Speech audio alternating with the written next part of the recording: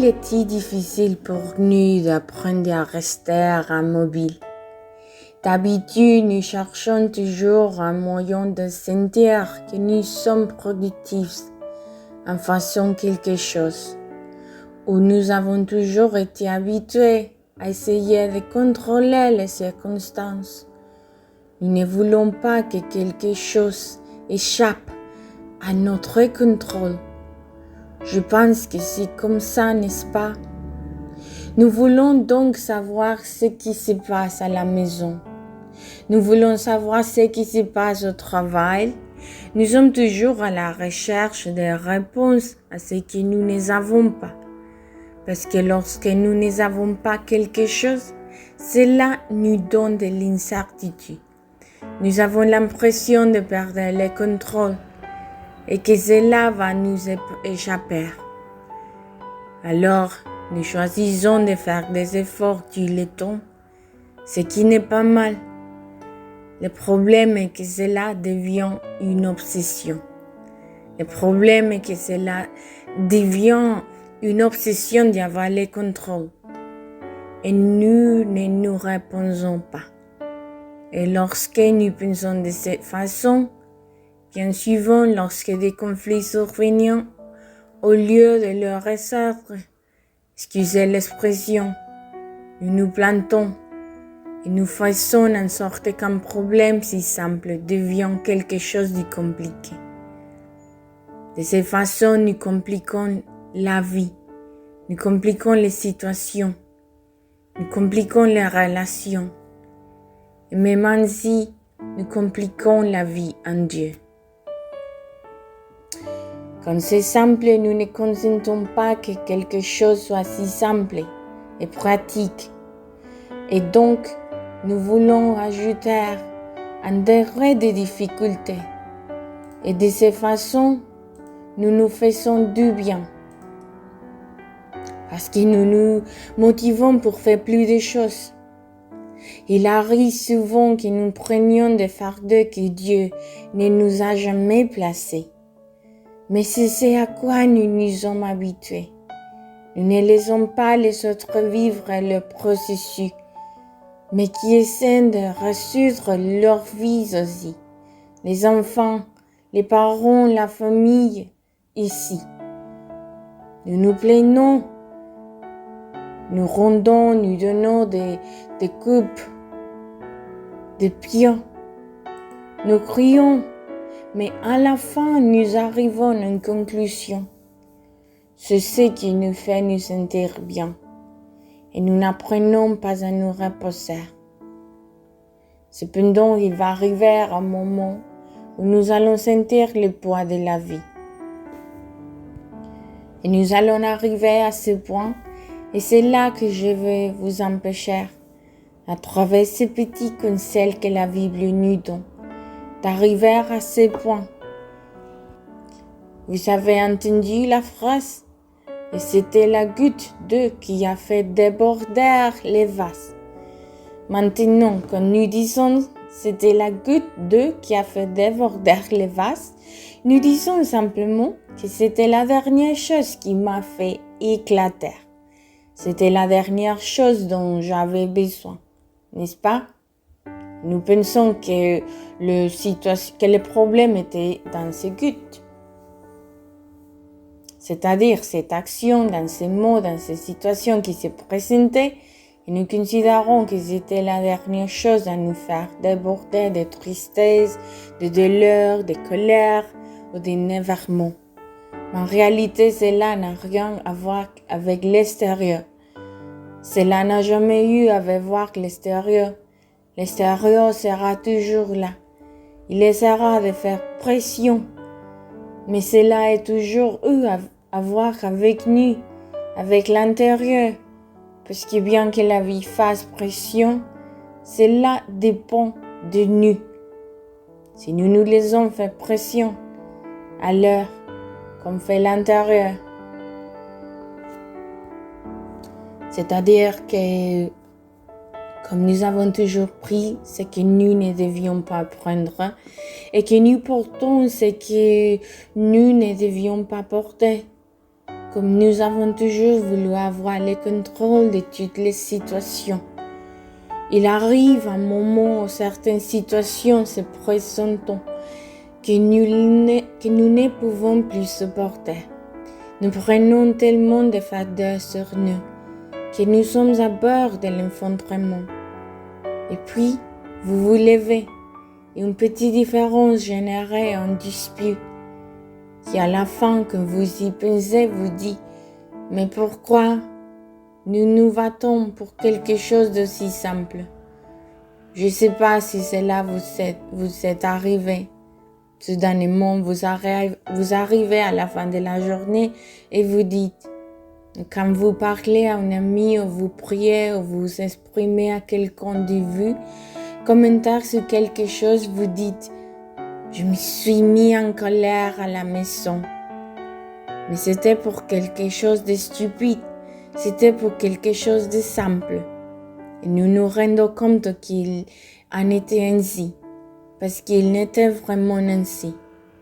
Mais c'était la goutte qui a fait déborder le verre, les glaces et les débordements parce que le verre était toujours plein.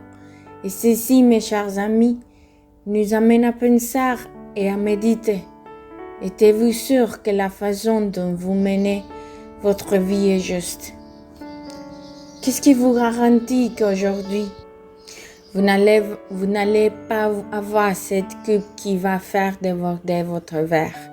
Et ce qui va affecter votre relation dans votre mariage, votre relation avec vos parents, votre travail, votre carrière, votre ministère. Et tu sais que vous faites. Vous sortez de la maison et quelqu'un vous traverse parce que vous conduisez la voiture et vous vous mettez en colère.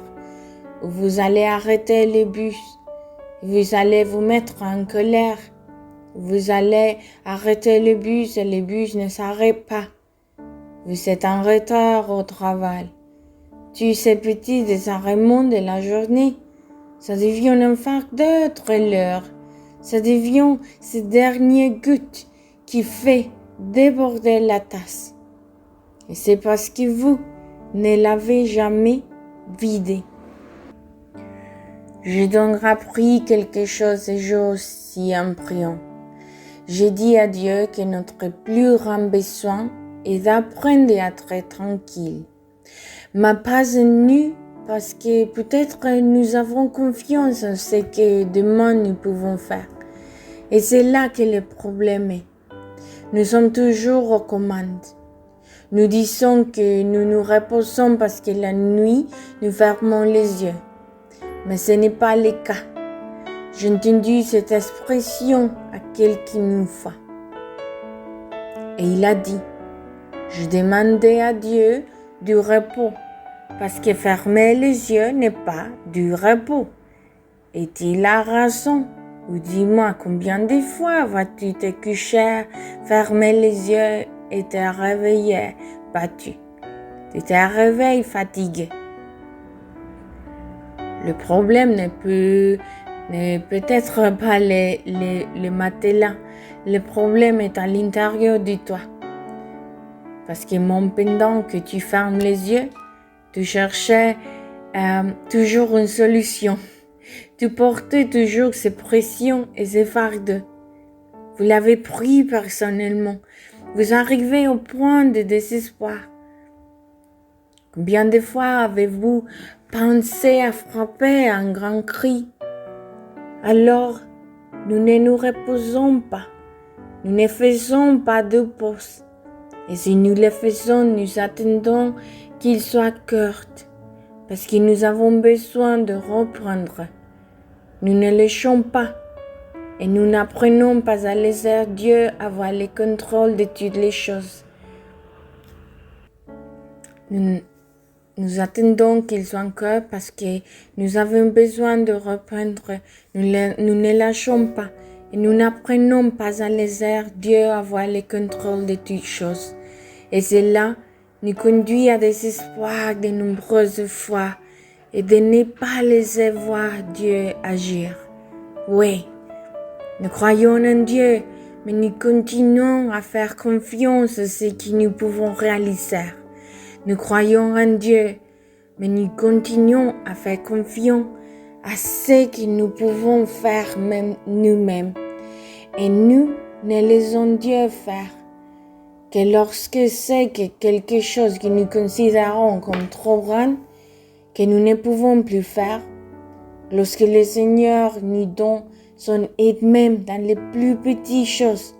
C'est pourquoi, comme je vous le disais tout à l'heure, j'appris qu'il y a des moments où il faut laisser briser. Et aussi, il y a des moments où nous devons apprendre à être tranquilles. Et c'est ce qui est le plus difficile pour nous.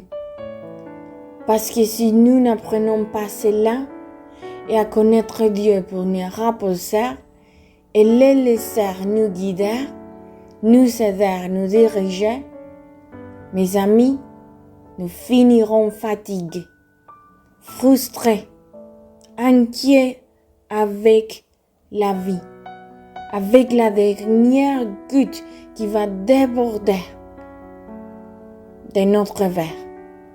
C'est pourquoi il y a un mot simple, cœur, qui se trouve dans une zone. David l'a cru, Psaume 46, verset 10. Regardez ce qu'il dit. Soyez tranquilles et sachez que je suis Dieu. C'est simple. Dieu nous donne ces mots à travers David. Et nous indiquant, soyez tranquilles, apprenez à savoir qu'il est Dieu. C'est ça, parce qu'il est Dieu, il a le pouvoir absolu sur toutes les choses. Le problème n'est pas la chute, il est en vous. Arrêtez de tout contrôler. Il y a quelqu'un de plus grand que vous, qui vous aimez, qui aimez vos enfants, votre famille. Vous êtes destiné à un but. Donc il y aura des moments où il faudra faire des efforts. Parce que la Bible nous dit de faire des efforts, mais pas de forcer les choses. Il y aura des moments où il faudra faire des efforts. Parce que la Bible nous dit de faire des efforts. Mais pas pour forcer les choses. Et maintenant, il fait savoir faire un effort parce que tu dis je dois faire un effort. Par exemple, je vais te donner un petit exemple pour vous aider. C'est la première fois que tu vas à la salle de sport. Et tu vas relever le défi de porter ces poids. Et ces poids qui ont beaucoup de kilos. Et tu dis, bon, je peux y arriver. Et parce que vous avez ce défi, vous êtes confiant que vous pouvez le faire. Et vous allez le soulever. Et vous découvrez que vous avez atrophié un muscle. Vous vous en voulez. Et ce n'était pas les bonnes choses à faire. Pourquoi? Parce que le problème n'était pas le poids. Le problème est que vous avez essayé de forcer quelque chose. Vous ne vous êtes pas poussé.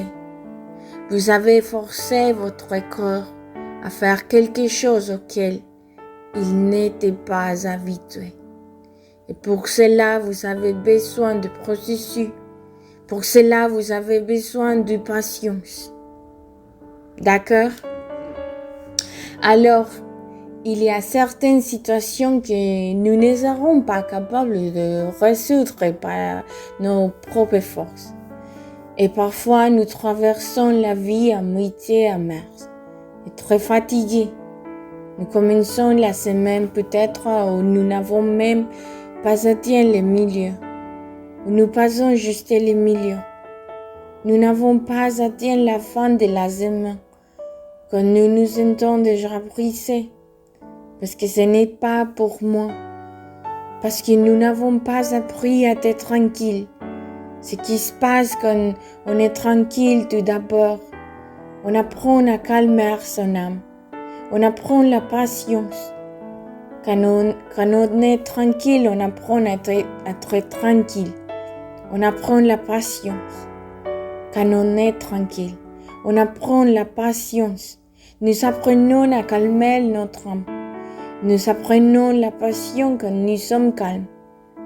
Il devient plus facile de se concentrer et d'écouter ce que nous avons besoin d'entendre. Nous apprenons à calmer ces pensées que nous avons écoutées tout au long. Mais c'est simplement notre propre orgueil qui nous parle et nous fait penser que nous pouvons contrôler les choses et que nous pouvons aller de l'avant, que nous n'avons besoin de personne ou de Dieu. Mais ce n'est pas le cas. Être calme signifie aussi apprendre à laisser Dieu être Dieu au milieu des circonstances. Parce que, entre autres choses, nous prions et demandons son aide. Mais à la fin, nous continuons à intervenir dans ce que lui seul peut faire. Nous lui demandons son aide, mais nous continuons à essayer de l'aider. Et Dieu n'a pas besoin que nous essayions de l'aider. C'est pourquoi ce mot revient aujourd'hui pour nous le rappeler. Vous avez besoin d'une tombe de calme. Et cela nécessite ce que Jésus a dit un jour. Allez dans votre chambre et fermez la porte. Cela nécessite un temps de silence en Dieu. Cela nécessite des moments où vous n'avez littéralement pas besoin de faire quelque chose et apprenez à vous reposer. Et alors Dieu agira. Apprenez ces choses simples. Chaque fois que vous lâchez Dieu, il vous attrape. Mais quand vous essayez de l'attraper, Dieu vous lâche. Père, je te remercie pour ces paroles. Quelles paroles merveilleuses. Tu nous rappelles, Seigneur, l'importance de fermer la porte et de prendre une respiration ou de faire une pause, d'apprendre à être tranquille.